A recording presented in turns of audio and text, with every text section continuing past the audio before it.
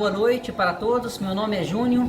Hoje estarei substituindo meu pai, Jovacim Martins Rocha, trazendo mais um vídeo através do canal Social Cristão. Hoje é sexta-feira, dia 26 de agosto de 2022. Já passaram 239 dias da contagem regressiva. Falta 37 dias para a eleição e 126 dias para o cara da Casa de Vidro deixar em definitivo o Palácio do Planalto. Dê um like se você gostar e um dislike se não. Ative o sininho, se inscreva no canal para nos estar ajudando a combater o obscurantismo, a mentira, a hipocrisia desse desgoverno e dos líderes evangélicos que estão apoiando e levando seus fiéis ao fanatismo. Há políticos que são totalmente opostos ao que diz o cristianismo. Lula venceu o Jornal Nacional, porém, os verdadeiros vencedores foram os brasileiros. E o Brasil venceu a extrema-direita nazi-fascista. Vimos uma entrevista que respondeu à altura, perguntas duras, mas não ofensivas. Lula venceu o jornal? Escreveu a colunista Helena Chagas. Veja o vídeo. Olá, boa noite. Nós estamos entrevistando nesta semana os candidatos à presidência mais bem colocados na pesquisa Datafolha de intenção de voto, que foi divulgada no dia 28 de julho. Pela ordem determinada em sorteio, com a presença dos assessores do partido, Luiz Inácio Lula da Silva, do PT, é o entrevistado de hoje. Amanhã será a vez de Simone Tebet, do MDB, e o candidato à reeleição Jair Bolsonaro, do PL, e o candidato do PDT, Ciro Gomes, já foram entrevistados na segunda e na terça-feira, respectivamente. Em 40 minutos, nós vamos abordar os temas que marcam essas candidaturas e o candidato vai ter 1 minuto para as considerações finais. Candidato Lula, boa noite. Obrigada pela presença. Boa noite, Renata. Obrigado por ter vindo, candidato. E nós vamos começar, então, essa entrevista a partir de agora, contando o tempo, e vamos começar falando de corrupção. O Supremo Tribunal Federal lhe deu razão, considerou o então juiz Sérgio Moro parcial, anulou a condenação do caso do Triplex e anulou também outras ações por ter considerado a Vara de Curitiba incompetente. Portanto, o senhor não deve nada à justiça. Mas houve corrupção na Petrobras. E, segundo a justiça, com pagamentos a executivos da empresa, a políticos de partidos como o PT, como o então PMDB e o PP. Candidato, como é que o senhor vai convencer os eleitores de que esses escândalos não vão se repetir? Bonner, primeiro eu acho importante você ter começado esse debate com essa pergunta. Porque durante 5 anos eu fui massacrado e estou tendo hoje a primeira oportunidade de poder falar disso abertamente, ao vivo, com o povo brasileiro. Primeiro, a corrupção, ela só aparece quando você permite que ela seja investigada. Eu queria começar dizendo para você uma coisa muito séria. Foi no meu governo que a gente criou o Portal da Transparência, que a gente colocou a CGU como ministro para fiscalizar, que a gente criou a lei de acesso à informação, a gente criou a lei anticorrupção, a lei contra o crime organizado, a lei contra a lavagem de dinheiro, a AGU entrou no combate à corrupção, criamos o COAF para cuidar de movimentações financeiras atípicas e colocamos o CAD para combater os cartéis. Ou seja, foram todas medidas tomadas no meu governo, além de que o Ministério Público era independente e além do que a Polícia Federal recebeu no meu governo mais liberdade do que em qualquer outro momento da história. Porque você está lembrado que em 2005, quando surgiu a questão do mensalão, eu cheguei a dizer o seguinte: só existe uma possibilidade de alguém não ser investigado nesse país, é não cometer erro. Se cometer erro, vai ser investigado. E foi isso que nós fizemos. Olha, se alguém comete um erro, alguém comete um delito, investiga-se, apura, julga, condena ou absolve e está resolvido o problema. O que foi o equívoco da Lava Jato? É que a Lava Jato enveredou por um caminho político delicado. A Lava Jato, ela ultrapassou o limite da investigação e entrou no limite da política. E o objetivo era o Lula. O objetivo era tentar condenar o Lula. Não sei se você está lembrado que no primeiro depoimento que eu fui dar ao Moro, eu falei, Moro, você está condenado a me condenar porque você já permitiu que a mentira foi longe demais. E você sabe do que eu estou falando. E aconteceu exatamente o que eu previa. Quando nós entramos com habeas corpus na Suprema Corte, foi antes e bem antes do hacker. E se você pegar o nosso habeas corpus, a gente está dizendo coisa que depois se descobriu com o hacker investigado pela Polícia Federal. Então, eu vou te dizer uma coisa, Boni, vou dizer para você, olhando nos olhos do povo brasileiro, não há hipótese, não há hipótese. Eu quero voltar à presidência da República e qualquer hipótese de alguém cometer qualquer crime, por menor ou por maior que seja, essa pessoa será investigada, essa pessoa será julgada e essa pessoa será punida ou absolvida. Candidato. É assim que você combate a corrupção num país. Agora, candidato, o senhor elencou aqui diversas medidas adotadas em governos do PT como instrumentos, mecanismos de controle da corrupção. Mas é fato que a corrupção, a despeito disso, ocorreu e ocorreu em grande escala. Por isso, eu retomo a pergunta original, que é: como o senhor pode assegurar que elas não se repetirão? Alguma medida nova foi estudada para evitar que aconteça? Boni, primeiras medidas estão colocadas.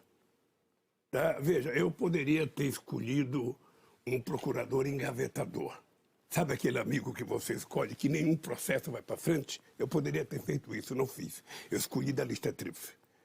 Eu poderia ter impedido que a Polícia Federal tivesse um delegado que eu pudesse controlá-lo. Não fiz. E permiti que efetivamente as coisas acontecessem do jeito que precisava acontecer. Olha, nós vamos continuar criando mecanismo para investigar qualquer delito que aconteça na máquina pública brasileira, porque eu já disse 500 vezes de que a corrupção, eu poderia, por exemplo, fazer decreto de 100 anos. Sabe decreto de sigilo, que está na moda agora? Eu poderia, para não apurar nada, decreto de 100 anos de sigilo para o Pazuello, decreto para meus filhos, decreto para meus assessores. Ou eu poderia não investigar, pega um tapetão, coloca em cima de qualquer denúncia, aí nada vai ser apurado e não vai ter corrupção. E a corrupção, ela só aparece quando você governa de forma republicana, que você permite que as pessoas sejam investigadas independentemente de quem seja. E eu tive a alegria, eu tive a sorte de ter um ministro do porte do Márcio Tomás Bastos, sabe, que era uma figura, sabe, inatacável nesse país do ponto de vista da competência e da seriedade. Candidato, por isso, pode ficar tranquilo, sabe? É que houve um momento... Eu pagará. Houve um momento, em mais de um momento, aliás, o Partido dos Trabalhadores chegou a dizer que o prejuízo acumulado pela Petrobras com o escândalo do Petrolão tinha sido reconhecido pela empresa e colocado no balanço da Petrobras por uma imposição da Lava Jato. Isso foi dito pelo Partido dos Trabalhadores. Hoje, e escrito, hoje o partido reconhece, então, que efetivamente houve este prejuízo? Deixa eu lhe falar uma coisa. Você não pode dizer que não houve corrupção se as pessoas confessaram. O que é mais grave é que as pessoas confessaram e, por conta das pessoas confessarem, ficaram ricos por conta de confessar. Ou seja, foi uma espécie de uma delação premiada. Você não só ganhava liberdade por falar o que queria o Ministério Público, como você ganhava metade do que você roubou. Ou seja, o roubo foi oficializado pelo Ministério Público, o que eu acho uma insanidade e uma aberração com esse país. Ou seja, o correto era você fazer a investigação que tinha que fazer da forma mais correta possível, como fizeram no meu tempo que eu era presidente, e depois, se a pessoa foi inocente, você absolve. Se a pessoa for culpada, você condena. O que acontece é que aqui no Brasil, Boni, nós temos um problema sério. É que as pessoas são condenadas pelas manchetes de jornais e depois não se volta atrás. Mas voltaram 6 bilhões e 200 milhões de dólares para a Petrobras. Foram devolvidos olha, muito desse dinheiro, inclusive por diretores da Petrobras, que não tinham como juntar uma que ótimo que votou. E o Ministério Público queria pegar 2 bilhões e meio para eles, criar um fundinho para eles. Né, desses 6 bilhões e mais ainda. A gente olha o que eles devolveram, mas vamos olhar os prejuízos que foram dados. Por conta da Lava Jato, nós tivemos 4 milhões e 400 mil desempregados nesse país. Por conta da Lava Jato, nós tivemos 270 bilhões que deixaram de ser investidos nesse país. E por conta da Lava Jato, a gente deixou de arrecadar 58 bilhões. O que eu quero te dizer é o seguinte, é que você pode fazer investigação com a maior seriedade, como foi feito na Coreia, na Samsung, como foi feito na França, na Alstom, como foi feito na Volkswagen da Alemanha. Você investiga, se o empresário roubou, você prende, condena, mas você permite que a empresa continue funcionando. Aqui no Brasil se quebrou as indústrias de engenharia que nós levamos quase que um século para construir. E nós agora até que vamos ter o prejuízo, porque se eu ganhar as eleições, a gente vai ter que fazer um grande plano de investimento de infraestrutura. A gente vai ter que recuperar muitas obras. Eu vou fazer uma reunião com os 27 governadores para saber quais são as obras prioritárias de cada estado. E esse país vai voltar a andar. Nós vamos falar de economia daqui a pouco, mas antes de passar... Agora eu vou falar o comentário do senhor Jovassi, né? Quero trazer essa notícia e já fazer o meu comentário e trazer um contexto histórico sobre o assunto que a entrevista do Luiz Inácio Lula da Silva fez à Globo. Todos nós sabemos que o ex-presidente Lula foi perseguido cerca de 5 anos. E um dos veículos de comunicação que mais atuou foi a Globo, que levantou a bola da Lava Jato, transformando o ex-juiz Moro e Dallagnol em super-heróis, acima da lei, e os levou a praticar a lawfare contra Lula. Quando a gente vê que o acordão começou pelos treinamentos, pelo Departamento de Justiça e o FBI dos Estados Unidos da América, nós sabemos que houve interferência da América, dos Estados Unidos, e que o alvo era a Petrobras. Gente, quando o jornalista Helena Chagas, para o 247, coloca como título de sua reportagem: Lula venceu o Jornal Nacional. Pois eu digo que os dois empataram e o Brasil venceu a extrema-direita tendenciosa nazifascista, aqui representada por Jair Bolsonaro. Evidentemente que o ex-presidente Lula nunca teve ideologia beligerante e sempre foi um estadista que buscou o diálogo, a paz e o perdão. E não carrega ódio nem mágoa, como ele mesmo disse. Eu não tenho ódio, não guardo mágoa. Na minha idade, quando a gente fica com ódio ou mágoa, a gente morre antes, disse Lula. Gente, vendo alguns comentários de alguns críticos de Lula e até de apoiadores querendo que Lula chegasse na Globo, cobrando reparo da Globo pela perseguição. É evidente que Lula não faria isso, pois ele sabe que não é o momento dos democratas degladiarem, né? É momento de se unirem para derrotar os autoritaristas, defensores da ditadura miliciana, ditadura militar, né? O fascismo, o nazismo. É evidente que Lula foi preparado sabendo que a pergunta sobre a corrupção e mensalão e o petrolão seriam feitas. E Lula se saiu muito bem. É evidente que ele não negou a existência da corrupção, mas ele lembrou que tudo isso foi descoberto graças às leis e às ferramentas necessárias, os mecanismos de combate à corrupção criados nos governos do PT. Ele mesmo falou que não, se ele quisesse, ele arrumava um engavetador da República, como o nosso amigo FHC já fez. Ele não disse isso em detalhe, mas a gente sabe que a corrupção na Petrobras já vinha desde os tempos de FHC, por antigos funcionários, bem como alguns diretores do tempo de FHC, até porque não precisou de estender muito sobre a perseguição política que sofreu por parte do ex-juiz Sérgio Moro. E até porque Lula já se sente confortável pelo fato de o STF ter declarado o ex-juiz Moro parcial e cancelado todos os processos. Foi lembrado pelo próprio Boni no início da entrevista, na qual disse que o petista não deve nada à justiça. Eu quero esclarecer minha opinião sobre o cancelamento dos processos de Lula. Até hoje, alguns críticos de Lula, bem como o YouTube Josias de Souza, comentarista do UOL, que é um dos antigos críticos de Lula e até hoje guarda rancor do ex-presidente, comentou após a entrevista criticando a fala de William Boni, que disse: o senhor não deve nada à justiça.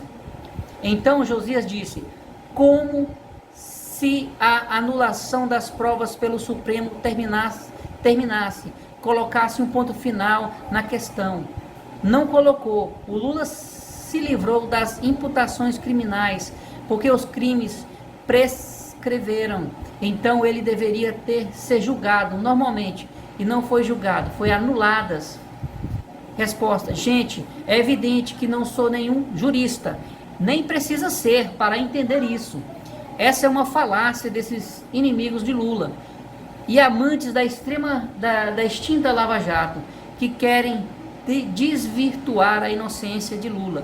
É evidente que não foi julgado do mérito dos processos e nem precisaria, pois os processos de Lula foram anulados depois que o STF aceitou as mensagens da Vaza Jato, depois que os hackers colocaram, jogaram tudo no ventilador, como prova para a defesa de Lula, que comprovou tudo que a defesa de Lula alegava muito antes, como foi constatado nas mensagens de Dallagnol, falava Moro: não temos prova contra Lula. Então Moro falou: façamos uma delação apócrifa. E foi o que fizeram, com uma delação da OAS, quando Léo Pinheiro, que depois de carta de próprio punho, Léo Pinheiro confessa que mentiu em delação contra Lula. Veja o vídeo de Léo Pinheiro, volta atrás e diz que não pagou propina a Lula. Gente, eu quero trazer essa notícia que foi vinculada pelo jornal Poder 360. Léo Pinheiro volta atrás e disse que não pagou propina a Lula. Ex-presidente da OAS escreveu carta de próprio punho, versão é diferente apresentada em delação. O ex-presidente da OAS, Léo Pinheiro, escreveu uma carta voltando atrás sobre as acusações feitas contra o ex-presidente Luiz Inácio Lula da Silva. O documento foi anexado em junho a um processo em que o petista era acusado de influenciar autoridades da Costa Rica a fecharem negócio à construtora brasileira. A acusação contra Lula foi arquivada pela Justiça Federal na segunda-feira. Tinha como base a delação de Léo Pinheiro. Nesta, o empresário dizia que o ex-presidente teria usado sua influência em troca de propina. Na verdade,